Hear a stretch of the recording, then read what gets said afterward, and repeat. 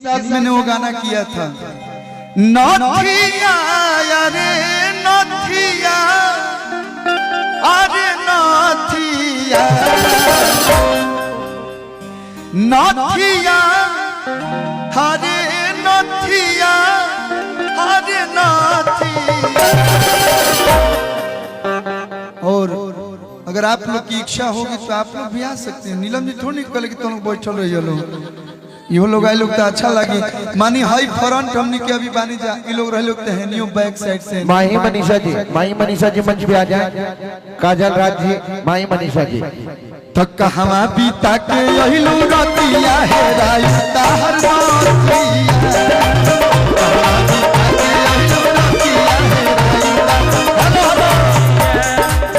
तनी फैल जा पूरा हाथाना बड़ बड़ मंच बा, सबका भी आई भी बरा हम नथिया नथिया रे नथिया नथिया रे नथिया रे नथिया। कहाँ बीता के तू रतिया है राई कहाँ नथिया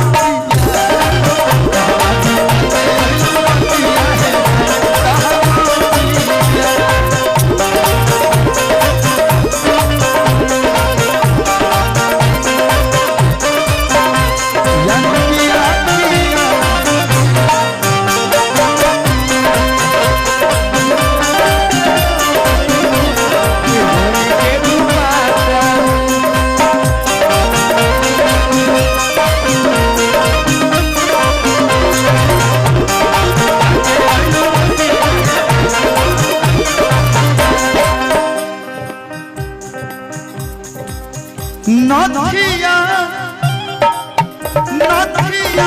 अरे नथिया अरे नथिया।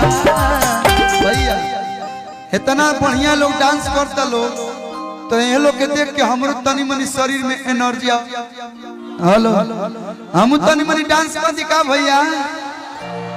देखिए हमारा हम कुछ ज्यादा ना आवेला और हिप हॉप हमारा जो आवेला बचपने से वही करे तनी वही पे आप लोग प्यार देता नहीं लोग, वही पे दुकानदारी भी चलत है, लगा तो बुढ़ारी तक चलत रही।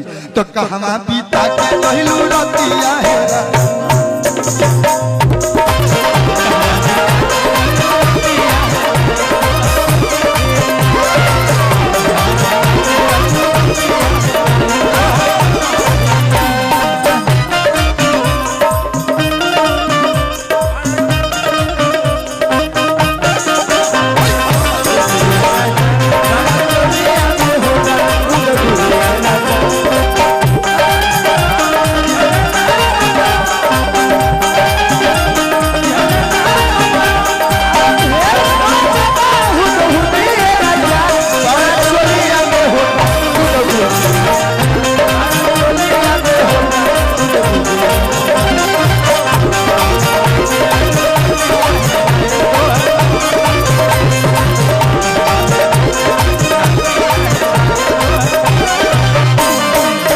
नीलम जी के साथ बहुत सारा गाना किए, लेकिन पहली बार हम मंच शेयर कर रहे हैं। और अब शिवान पहली बार आई है, इसके पहले आ चुकी हैं पहली बार।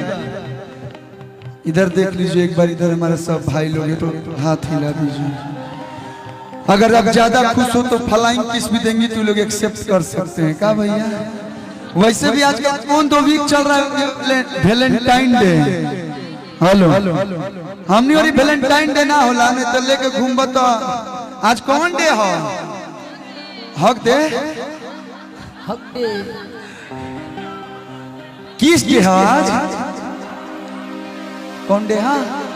हक दे। अरे हक डे हो भैया, एक हक बनता है ना मेरा। अरे प्यार से रौरो हक दे। वैलेंटाइन डे में वो गाना बड़ी बढ़िया हमारे याद करते इनकरा खातिर। गोरे गो हेलो हेलो बैटरी अगर खत्म हो गई तहार वैलेंटाइन डे के दे नीलम जी खातिर। हेलो हेलो हेलो कि गोरे गोरे गालबा गली काला तिले हो रहा। अच्छा नीलम गिरी जी से कौन कौन प्यार करता है? प्यार